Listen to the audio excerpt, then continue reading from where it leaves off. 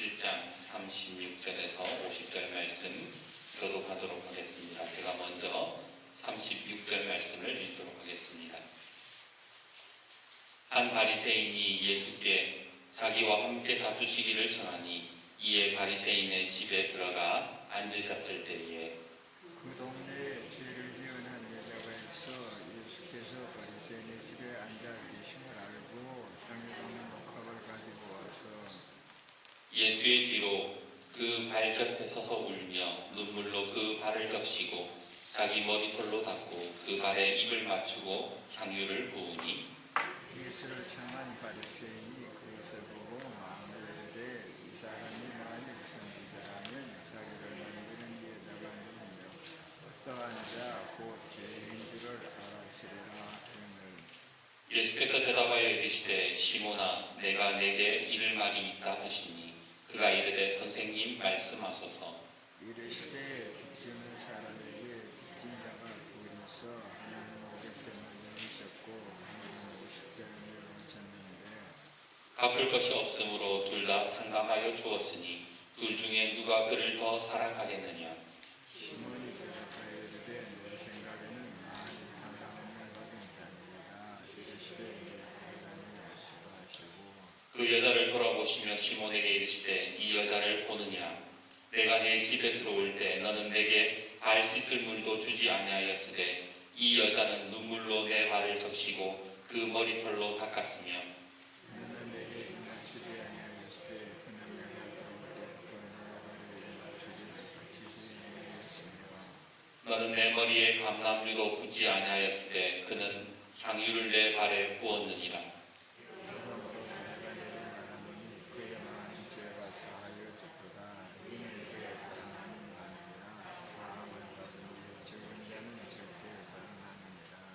이에 여자에게 이르시되 내 죄사함을 받았느니라 하시니 하늘에 앉아있는 자들이 속으로 말하되 이는 우리의 죄를 사하느라 하더라. 같이요. 예수께서 여자에게 이르시되 내 믿음이 너를 구원하였으니 평안히 가라 하시니라. 아멘. 문명아 목사가 쓴 오늘은 시작하기 좋은 날입니다 라는 책에 보면 이런 이야기가 나와요. 하루는 제자가 선생님을 찾아와서 묻습니다. 선생님, 어떻게 하면 다른 사람의 입장을 잘 이해할 수 있을까요? 선생님은 제자를 천천히 바라보면서 이렇게 대답합니다. 일어나서 창밖을 한번 내다보아라. 무엇이 보이느냐?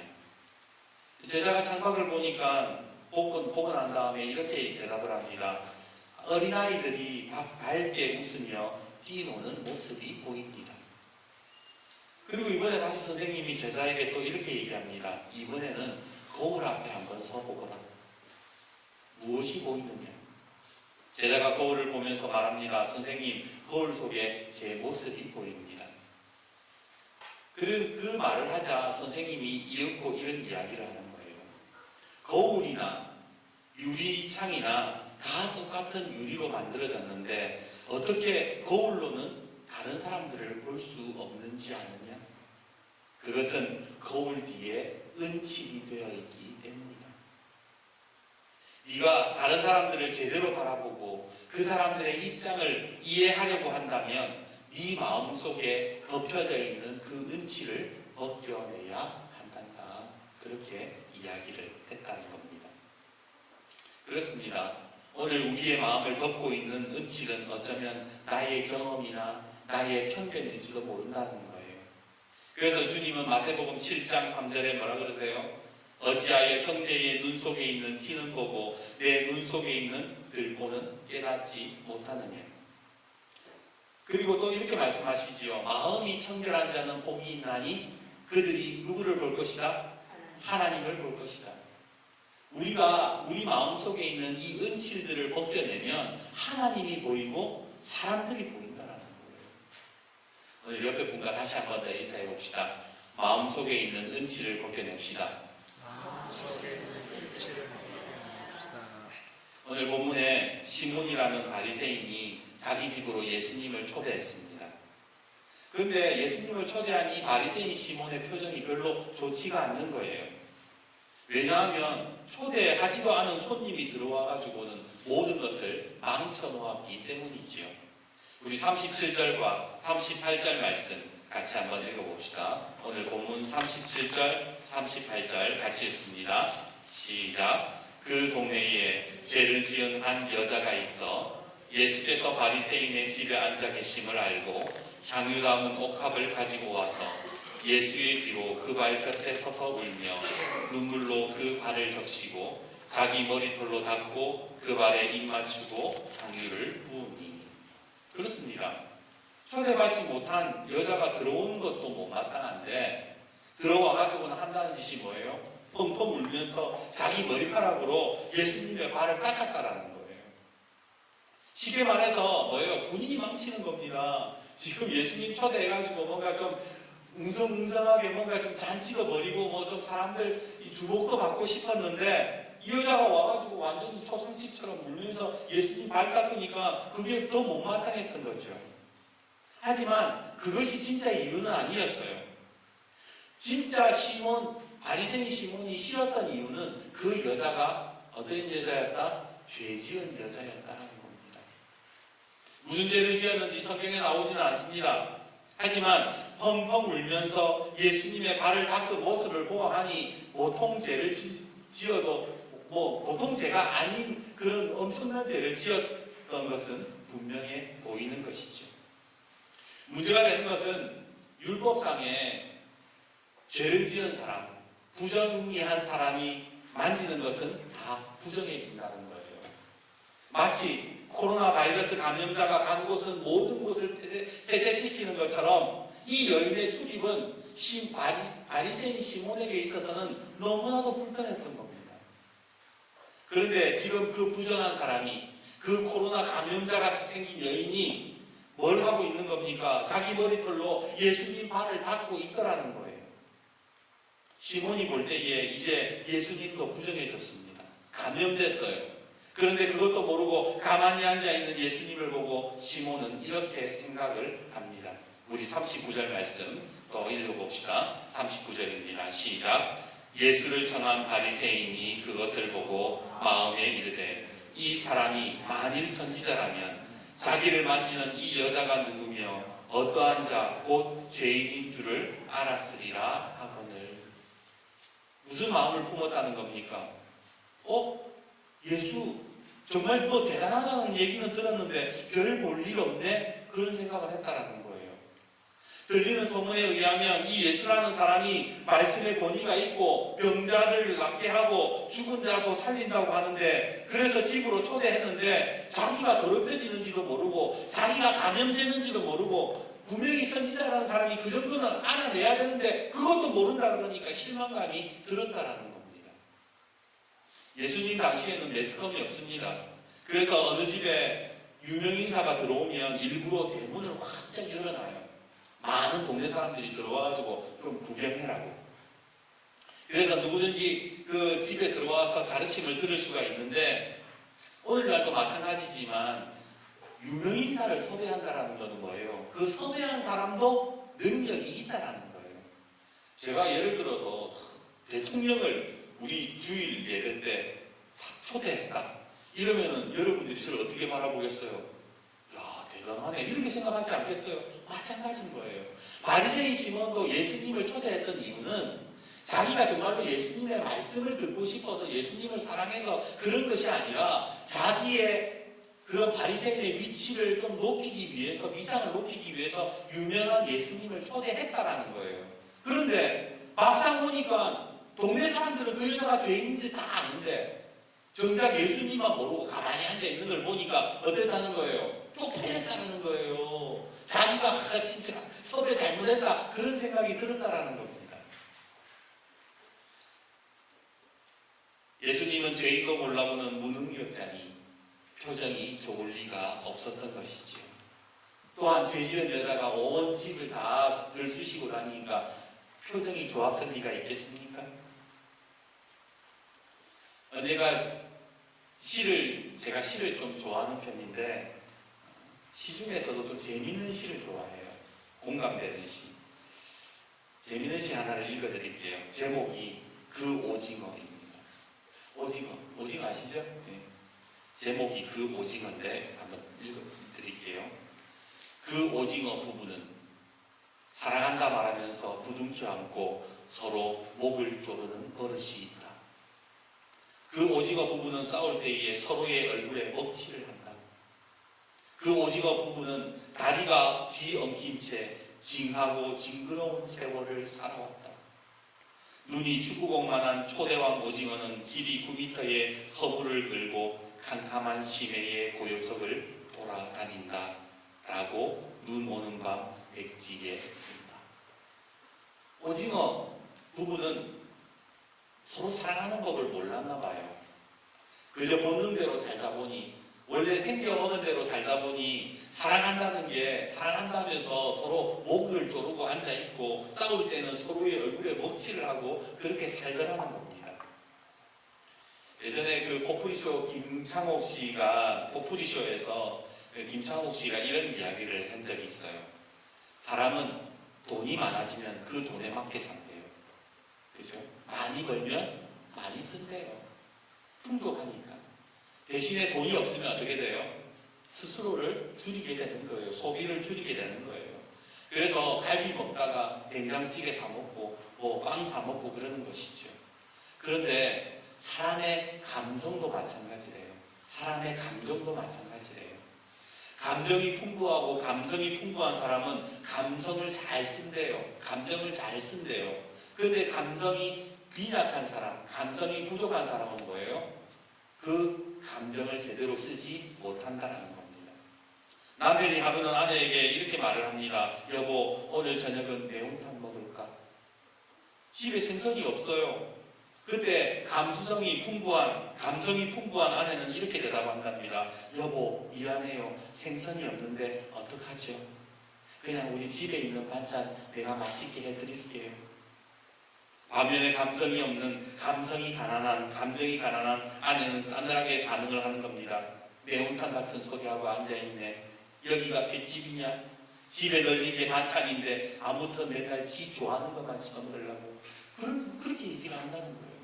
똑같이 거절을 하는데도 감정이 풍부한 사람, 감성이 풍부한 사람, 마음이 부자인 사람은요, 표현하는 게 다르다는 겁니다. 마치 오징어 부부처럼 우리가 그냥 살아가는 대로 우리가 늘 감정이 가난해서 맨날 서로의 얼굴에 먹칠하고 사랑한다고 말하지만 목 조르는 그런 인생을 살고 있지 않느냐라는 질문이라는 겁니다. 우리가 살아가는 세상을 한번 보세요. 온통 사랑 이야기들이잖아요. 가요 들으면 다 사랑 노래예요. 사랑 거의 다 80, 90%가 사랑 노래잖아요. 심지어는 드라마도 사랑 이야기하고 영화도 사랑 이야기하고 소설, 시 다 문학도 주된 이야기가 사랑인데 왜 우리는 늘 상처 주면서 살고 여전히 사랑하지 못하면서 그렇게 사는 이유가 뭐냐는 거예요. 사랑을 이야기하는데 사랑하지 못하는 모습. 이유가 뭘까요? 바로 우리 속에 사랑이 넉넉하지 못하기 때문에 그런 거예요. 안타까운 이야기지만 오랜 기독교 역사를 살펴보면 끊임없는 분열과 전쟁 그리고 복수의 연속이었습니다. 다 하나님 믿는다고 이야기하는데 다 세례받았다고 이야기하는데 중세 시대 보면 마녀 사냥했잖아요. 십자군 전쟁해가지고 이웃 나라 쳐들어가서 사람들 다 대학살 시켰잖아요. 청교도는 믿음으로 건너갔다 그러지만 인디언 다 죽였어요. 사실 안타까운 이야기지만 기독교 역사는 피해의 역사예요. 물론 박해도 받고 순교의 역사도 많았지만 기독교가 힘을 가졌을 때는 그 어떤 종교보다 잔인하고 잔혹하기 그지 없음을 우리는 알고 있어야 되는 거예요. 이유가 뭡니까? 하나님의 사랑이 우리 속에 없었기 때문입니다. 뿐만 아니라 지금 현재의 모습도 우리는 오징어처럼 살아갑니다. 사랑을 외치지만 의견에 맞지 않는다고 서로 목 조르고 세습이 된다 안 된다 그렇게 서로 몸물 뿌리고 한쪽에서는 태극기 흔들고 대통령 탄핵시키라 그러고 한쪽에서는 말이 안 통하는 꼴통이라고 서로 손가락질하면서 그렇게 싸우고 있잖아요. 그게 문제는 뭐예요? 기독교인들이 그렇게 한다라는 거예요. 왜 사람들이 이렇게 싸워야 되는 겁니까?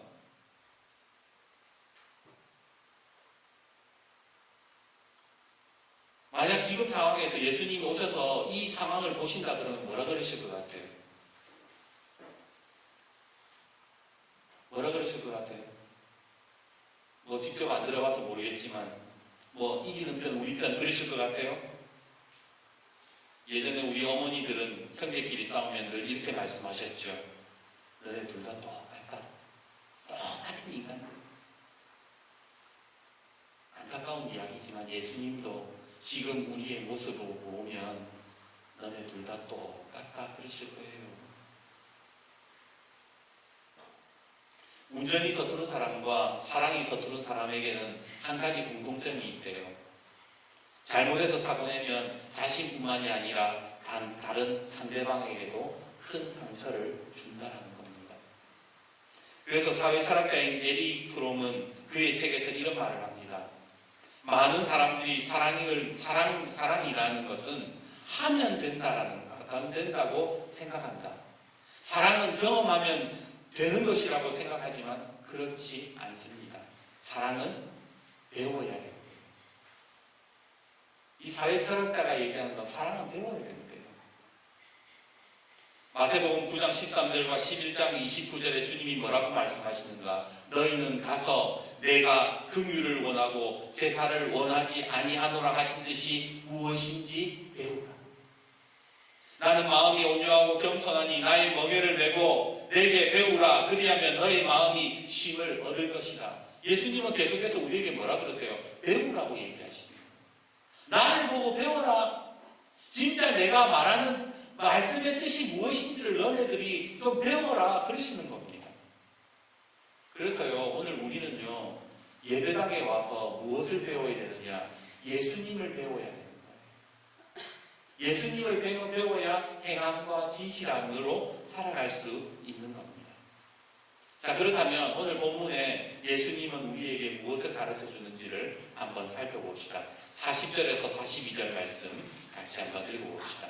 40절에서 42절입니다. 같이 읽어봅시다. 시작. 예수께서 대답하여 이르시되 시몬아 내가 내게 이를 말이 있다 하시니 그가 이르되 선생님 말씀하소서. 이르시되 빚주는 사람에게 빚진 자가 둘이 있어 하나는 500데나리온을 졌고 하나는 50데나리온을 졌는데 갚을 것이 없으므로 둘 다 탕감하여 주었으니 둘 중에 누가 그를 더 사랑하겠느냐.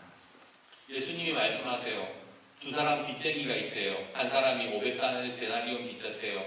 한 사람은 50데나리온 빚졌대요. 그런데 예수님이 왜 지금 이 500데나리온, 50데나리온 빚진 사람 이야기를 왜 하는 걸까요? 지금 바리새인 시몬은 50데나리온 빚진 사람이고 이 지금 펑펑 울면서 예수님 앞에 죄를 회개하는 여인은 500데나리온 빚졌다. 그 얘기하시는 걸까요? 아니에요. 예수님 보시기에는 둘 다 똑같다는 거예요. 우리는 스스로 이야기합니다. 나는 500데나리온 빚졌어. 나는 50데나리온 빚졌어. 저 인간은 한 30데나리온 빚졌지만 나는 데나리온 빚진 게 없어. 그건 우리의 판단이에요. 우리의 착각이에요. 그런데 예수님은 둘 다 똑같다 그러시는 거예요. 아니 그러면 둘 다 지금 바리새인 시몬과 그 다음에 이 죄지은 여인이 둘 다 똑같다면 예수님이 굳이 500데나리온, 50데나리온 이야기한 이유가 뭡니까? 그것은 바로 누가 더 죄의 무게를 무겁게 여기고 있느냐라는 거예요. 바꾸어 말하면 죄의 무게를 무겁게 느끼는 자만이 하나님의 진짜 사랑을 경험할 수 있다는 겁니다. 그게 오늘 본문의 핵심인 거예요. 바리새인 시몬을 오늘 한번 보십시오. 자기는 죄인이라는 생각을 전혀 하지 못하고 있습니다. 죄 있는 여자가 들어오는 것도 싫었고 예수님도 무시했잖아요. 자기는 죄가 없다고 생각하는 거예요. 반면에 죄 있는 여자는 어떻습니까? 자기의 죄의 무게를 너무나도 무겁게 여기고 있으니까 예수님만 봐도 눈물이 나는 거예요. 십자가만 봐도 하나님 앞에 무릎 꿇고 회개할 수 있는 거예요. 그게 죄의 무게를 느끼는 사람과 느끼지 못하는 사람의 차이라는 겁니다. 예수님이 그래요. 누가 더 빚 갚아준 사람에게 고마워하겠느냐? 죄의 무게를 느끼는 사람이, 그 무게의 무게감을 철저하게 느끼는 사람이 하나님의 사랑을 경험할 수 있다. 아멘. 지난주 금요일 대한예수교 장로회 총회는 이번 코로나 사태에 대해 다음과 같은 본문을 올렸습니다. 주 앞에도 있지만 제가 5번까지만 읽어드릴게요. 1. 코로나19 확산 방지를 위한 정부와 방역 당국의 방침에 적극 협력하시기를 바랍니다. 2. 교회는 주일 성수에 힘쓰되 그 외에 각종 예배와 모임, 소그룹 활동, 행사 등을 3월 5일까지 일시 중단하거나 자제하시기 바랍니다. 성가대도 좁은 공간에서 장시간 연습하기보다 익숙한 찬송가나 특송으로 대신할 수 있습니다. 3. 교회의 공동식사는 중단하고 부득이한 급식은 우유나 떡, 빵 등의 대용식을 제공하고 신교 장소 운영을 중지하시기 바랍니다. 4. 교회당과 부속 건물에 대해 주기적으로 소독하고 발열이 있는 이나 호흡기 질환자의 출입을 제한하고 마스크 착용을 권장하며 손 씻기 등 개인 위생의 만전을 기하시기 바랍니다. 5. 교회별로 시간을 정하여 성도들이 각자의 가정에서 하나님의 도우심을 구하고 창조 질서를 따르지 않고 탐욕과 무절제한 생활을 한 것을 참여하는 기도 생활에 힘쓰기 바랍니다. 저는 본문을 이렇게 쭉 읽어가면서 그래도 아직 우리 총회가 바로 서 있구나, 희망이 있구나, 그런 생각을 했어요. 느헤미야 1장 기도 여러분 아세요? 느헤미야가 예루살렘이 다 불타고 예루살렘이 무너지고 이스라엘 백성들이 환난을 당한다는 소식을 들었을 때 느헤미야가 이렇게 기도합니다. 내가 그 사로잡힘을 면하고 남아있는 유다와 예루살렘의 사람들의 형편을 물은즉 그들이 내게 이르되 사로잡힘을 면하고 남아있는 자들이 그 지방 거기에서 큰 환난을 당하고 능욕을 받으며 예루살렘 성은 허물어지고 성문들은 불탔다 하는지라. 내가 이 말을 듣고 앉아서 울고 수일 동안 슬퍼하며 하늘의 하나님 앞에 금식하며 기도하여 이르되 하늘의 하나님 여호와 크고 들어오신 하나님이여 주를 사랑하고 주의 계명을 지키는 자에게 언약을 지키시며 긍휼을 베푸시는 주여 간구하나이다. 이제 종이 주의 종들인 이스라엘 자손을 위하여 주야로 기도하오며 우리 이스라엘 자손이 주께 범죄한 죄들을 자복하오니 주는 귀를 기울이시며 눈을 여시사 종의 기도를 들으시옵소서. 나와 내 아버지의 집이 범죄하여 주를 향하여 크게 악을 행하여 주께서 주의 종 모세에게 명령하신 계명과 율례와 규례를 지키지 아니하였나이다. 뭐 했다는 거예요? 느헤미야가 뭐 했다는 거예요? 하나님 잘못했다고 그러는 거예요. 용서해달라고 그러는 거예요. 느헤미야가 자기가 이스라엘 예루살렘 성전이 무너지고 이스라엘 백성들이 학대받고 핍박받는 거 느헤미야의 책임이 아니에요. 느헤미야가 잘못한 게 없어요. 그런데 하늘의 하나님 앞에 느헤미야가 기도하는 게 뭐예요? 내 아버지의 집이 잘못을 범했고 우리 국민들이 이 나라가 하나님 앞에 죄를 범했다고 그렇게 자복하고 회개하지 않습니까? 우리가 먼저 회개해야 되는 거예요. 아멘. 누구가 핍박해가지고 지금 이 사태가 이렇게 일어났다 그렇게 얘기하기 전에 우리가 먼저 회개해야 되는 거죠. 누구의 잘못이다라고 지적하기 이전에 우리가 먼저 가슴치고 우리가 먼저 하나님 앞에 죄를 자복하는 모습들이 있어야 하나님께서 들으시는 거예요. 누가 죄의 그 무게를 크게 지금 느끼고 있냐라는 겁니다. 어떤 사람이 지금 죄의 무게를 크게 느끼고 있느냐? 예수님은 그렇게 물어보고 계시는 거예요.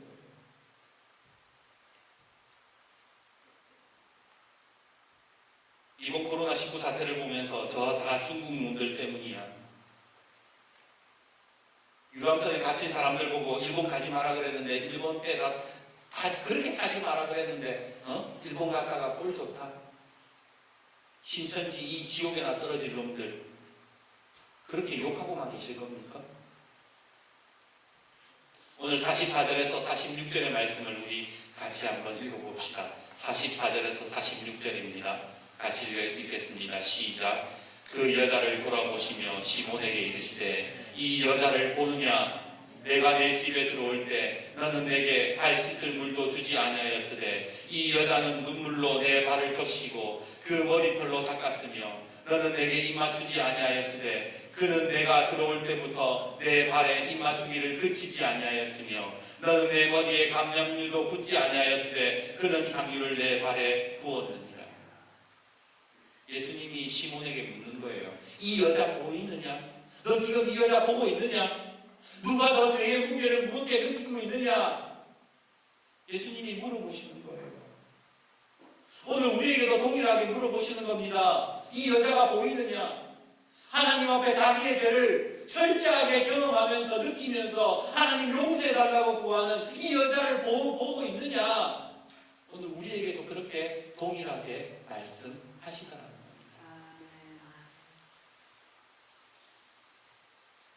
죄지은 여자를 보면서 얼굴이 굳어있는 시몬처럼 오늘 우리의 표정도 이 세상을 바라보면서 마치 굳어있지는 않습니까?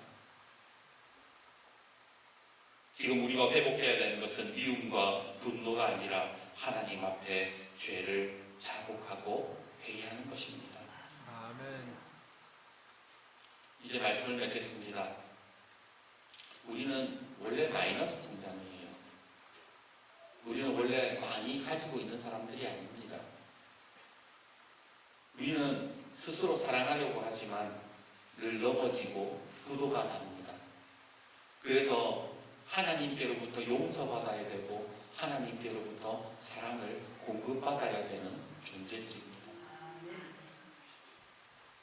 우리가 그러면 어떻게 하나님의 사랑을 공급받을 수 있을까요? 47절 말씀 같이 한번 읽어봅시다. 47절 같이 읽겠습니다. 시작. 이러므로 내가 내게 말하노니 그의 많은 죄가 사하여졌도다. 이는 그의 사랑함이 많음이라. 사함을 받은 일이 적은 자는 적게 사랑하느니라. 오늘 주님이 하신 말씀을 기억하십시오.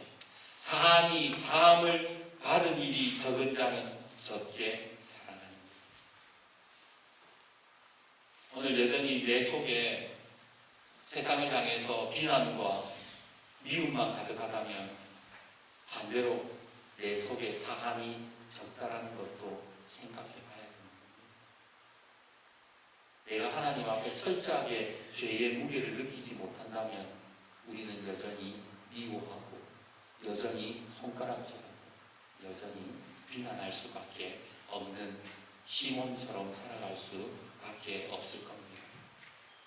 지금 이 상황에서 우리가 해야 할 일은 하나님 앞에 먼저 자복하고 회개하는 일이라 믿습니다. 그래야 우리는 하나님의 긍휼하심과 은혜를 입어서 이 상황을 이겨나갈 수 있게 될 줄 믿습니다. 아멘. 우리 교회는 바리새인 시몬과 같은 모습이 아닌 주님 발 앞에 엎드린 여인처럼 기도하는 우리 모든 성도님들이 되시기를 주님의 이름으로 축복합니다. 아멘. 기도하겠습니다.